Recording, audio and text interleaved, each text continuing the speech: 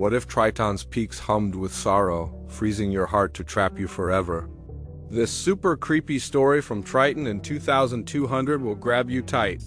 Soren Vey, a scout, finds humming peaks that whisper her sorrow over her mother's death.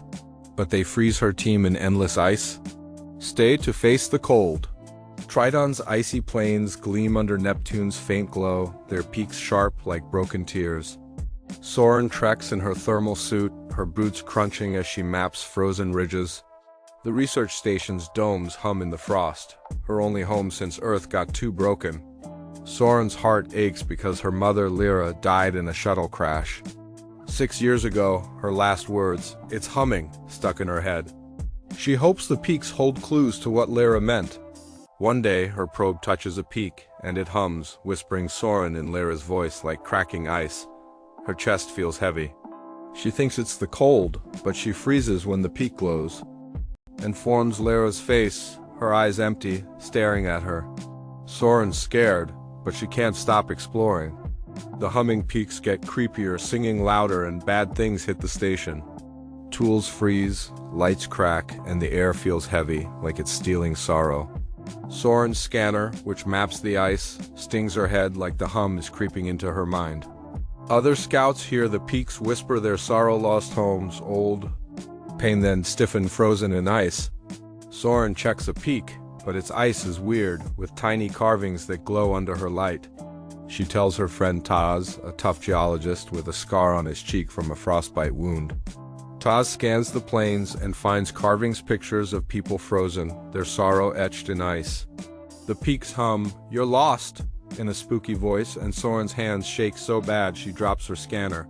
What's this hum trying to do? Soren and Taz decide to find out. They suit up and trek to a peak cluster, where the cold bites and the ice groans like a beast. The peaks hum like a maze, glowing too fast. Their lights catch strange carvings, shapes that shift when they blink. Soren's stomach knots like something's watching. The carvings lead to a deep ice cave, its walls glowing blue like a frozen heart. In the center, a humming peak core pulses, singing like a storm. Dark shapes swirl in the frost, like ghosts with no faces. Soren feels dizzy, like the cave's pulling her in. Taz's tools catch signals from the core, not from Earth, but from deep space far past Neptune.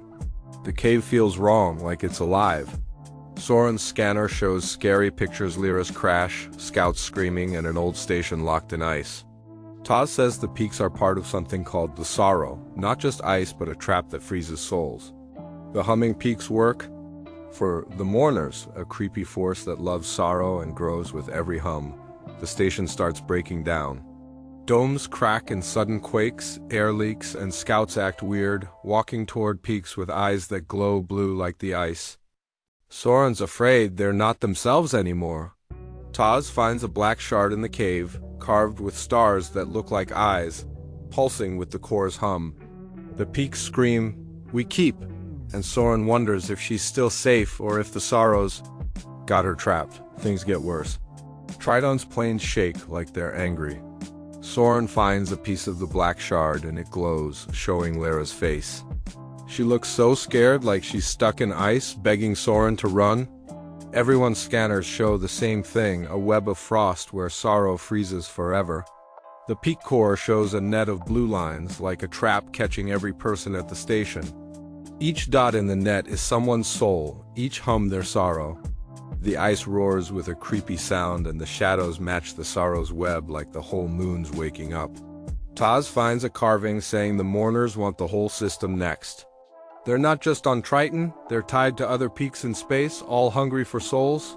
Soren sees a vision of dark shapes, like fog with glowing eyes, talking about freezing or ending everything. The sorrow signals shoot out to the stars, like the mourners are closing in. The station's gear goes wild, radios scream Lyra's voice, lights flash her face. Soren feels Lyra's whisper in the sorrow's web, so faint, urging her to fight. Taz wonders if the mourners are freezing them or testing them. Triton quakes with a bad hum and the shadows swirl like a cage. Soren stares at the peak core, her hands cold, knowing a ghost might be waiting. She thinks about Lyra, about the station, about whether she can stop this thing or if it's too big. The air feels heavy, like it's freezing her. The station's too quiet now, and Soren's not sure if she's alone or if the mourners are. Already in her mind. The peaks glow brighter, their hum louder, like they're thrilled. Soren steps back, but the ice cracks and the whispers grow stronger, calling her name over and over. She looks at Taz, who's pale, staring at the core. They both know something's coming, something they can't stop. The planes outside roar. Like they're alive. Soren's heart feels like it's breaking, but she won't give up, not yet. She grips her scanner, hoping it holds a clue, but the hum just keeps coming, pulling her closer to the dark. The peaks feel alive, their glow, spreading like a storm. Soren wonders if she ever leave, or if the sorrow has already trapped her soul. Twist. The peaks aren't ice, they're the voices of a moon beast eating sorrow. Is Triton a frontier or a soul vault? Could you climb creepy humming peaks knowing what they do? Tell us your scariest thoughts in the comments. Hit the like button if this gave you chills, send it to all your space friends, and subscribe for more stories that'll blow your mind.